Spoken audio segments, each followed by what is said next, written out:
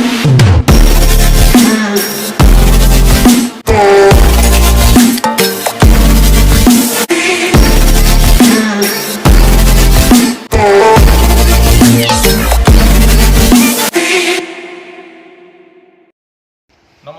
मु Neeraj Kumar Mishra photo Sonu Devanshi गुगी channel को मुझे स्वागत जनाऊँ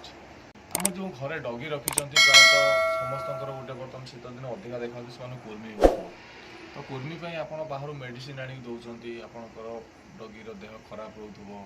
से खाइबनी आपड़ जदि चाहिए आम बाहर मेडिसिन आनी कौन दबा आम बाड़ी जदि आमर लोकाल एरिया जदि कौन जिनस आम मागणार आम बनई देपर जहाँफल कि आम डगी मान बाहर मेडिसिन दवाक पड़ोनी से बाबद भी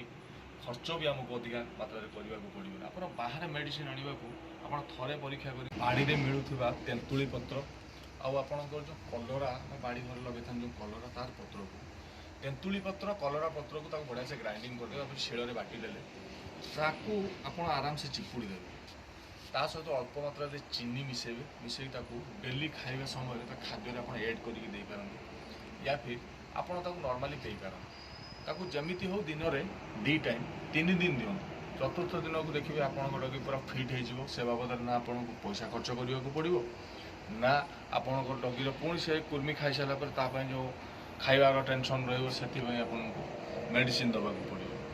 आप थे परीक्षा कर देखूँ आपको 100% मुझे गारंटी दूँ 100% ये काम कर आपड़ जब सतर गोटे डग लभर होते